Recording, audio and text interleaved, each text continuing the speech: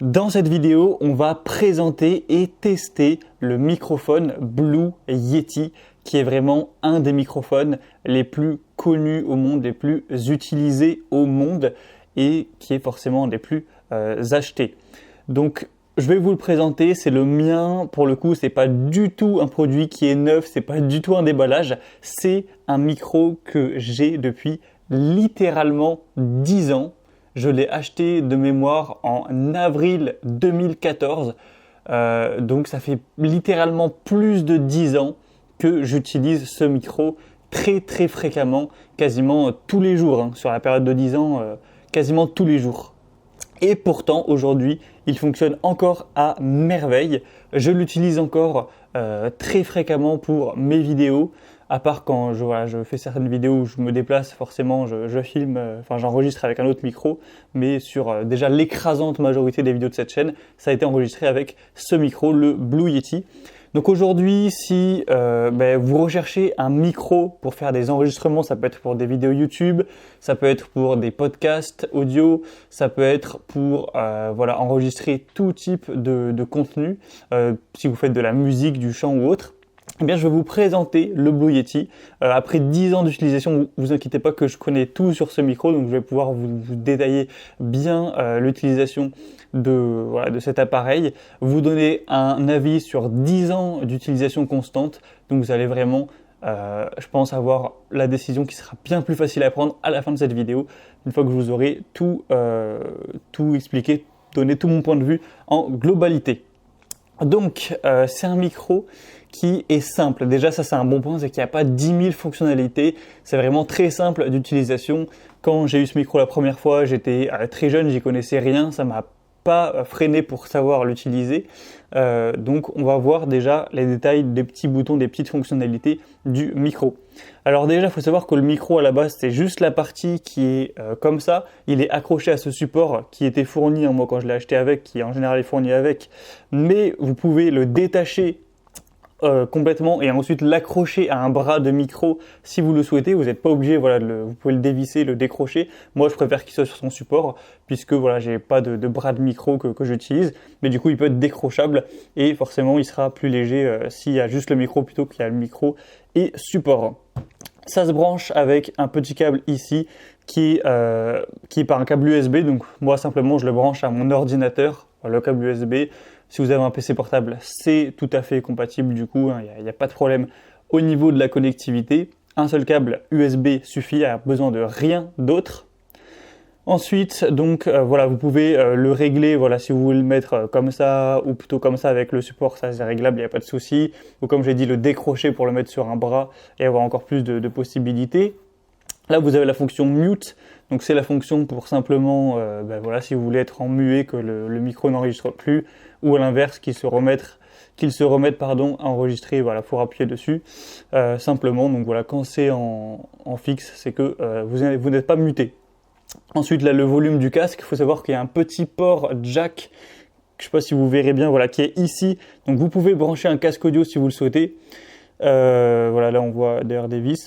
Vous pouvez brancher un casque audio, ça vous fait un port jack en plus si vous n'en avez peut-être pas sur votre PC portable ou quoi. Et du coup là c'est pour régler le volume du casque. Moi je l'ai jamais utilisé pour le coup, j'ai déjà une prise jack sur mon PC donc voilà. Ensuite derrière le micro on a deux autres petits boutons.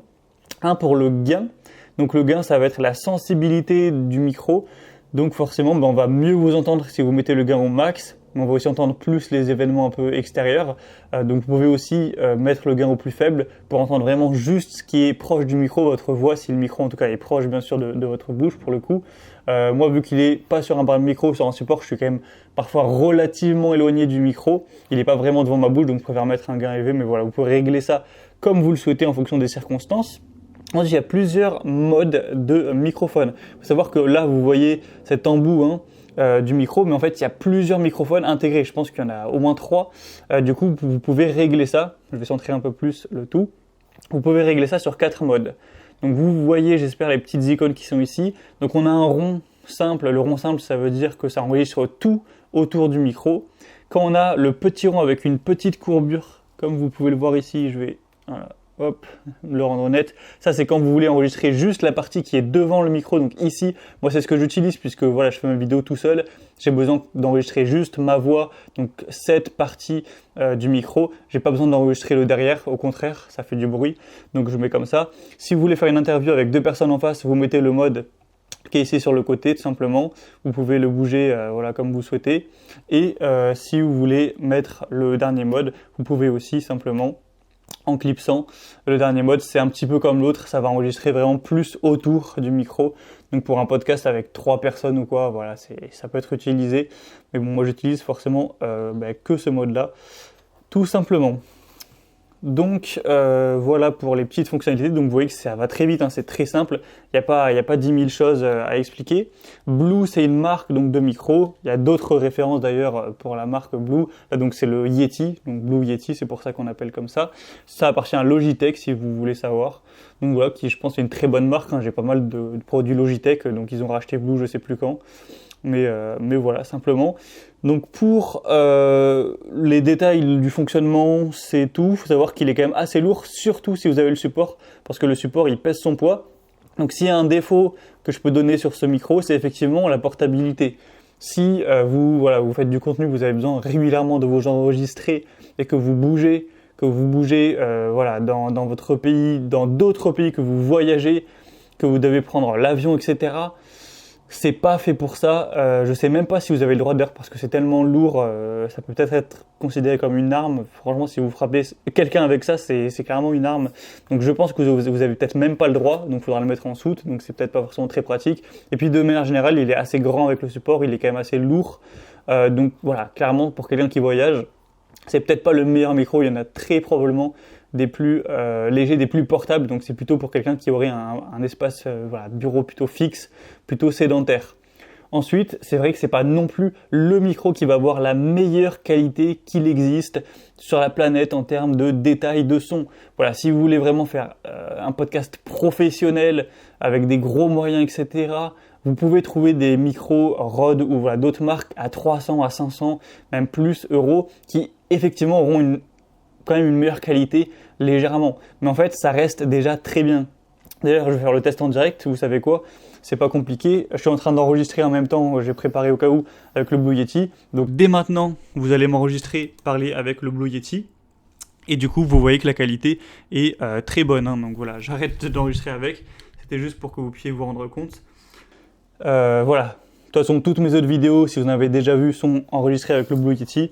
Et vous avez remarqué que la qualité était peut-être pas époustouflante, mais tout à fait correcte, tout à fait bonne. Donc à ce niveau-là, c'est très bien. Donc le rapport qualité-prix, je trouve, est très intéressant. À l'heure où j'enregistre, il est un peu plus de 100 euros. Même quand je l'avais acheté il y a 10 ans, je crois que c'était ça. Hein. Je crois que je l'avais eu moi il y a 10 ans, donc à 130 euros. Donc voilà, le prix, il n'a pas trop bougé à ce niveau-là. Donc je pense que c'est un bon rapport qualité-prix. Pour quelqu'un en tout cas qui est assez sédentaire, qui ne bouge pas trop et qui veut de la bonne qualité sans aller dans du vraiment ultra professionnel, avoir une excellente qualité audio, la meilleure que vous puissiez vouloir.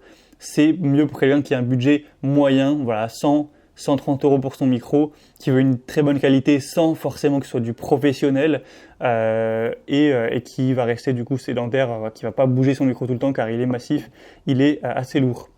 Donc sinon pour la fiabilité, pour vous faire pour le coup mon avis client, comme je vous l'ai dit, vous me croirez ou non, mais j'utilise ce micro depuis 10 ans et vous verrez qu'il a vécu. Hein. Bon, il est assez sale, etc. Ça c'est bon avec les années. Je l'ai jamais nettoyé pour être honnête. Voilà, il a vécu. J'ai tourné des milliers de vidéos avec. Toutes celles de cette chaîne, sur d'autres chaînes, etc. Il a jamais dysfonctionné. J'ai toujours eu mes enregistrements, j'ai toujours eu la qualité, il n'a pas décliné en qualité avec le temps. Ça fait 10 ans, voilà, je l'ai utilisé de manière intensive et il est comme au premier jour, peut-être pas visuellement, mais en tout cas sur l'enregistrement audio. Et peut-être que je vais le garder encore 5 ans, même encore 10 ans, ça fera 20 ans, voilà, à savoir. Tant qu'il marchera, moi je le garderai, je pense. Donc, moi, je vous dis que, selon moi, en tout cas, c'est 100% fiable, un excellent produit. Vous verrez qu'il est extrêmement bien noté de toute façon sur Internet. C'est pas pour rien que c'est devenu un des micros les plus populaires. Donc, bien évidemment, je vous le recommande. Il y a juste les deux inconvénients que j'ai pu citer juste avant. Donc je vous mettrai un lien dans la description si vous souhaitez commander exactement ce micro, le Blue Yeti. Il n'a pas changé, hein, même 10 ans après, c'est le même modèle, il est toujours disponible. Donc voilà, je vous mettrai le premier lien en description si vous souhaitez le commander ou aller voir plus de détails tels que les avis clients, aller voir plus d'informations techniques, voilà, pour finaliser votre choix sur le microphone Blue Yeti. Donc c'était tout, je vous retrouve très prochainement pour d'autres comparatifs et tests sur la chaîne Bien Chez Soi. À très vite.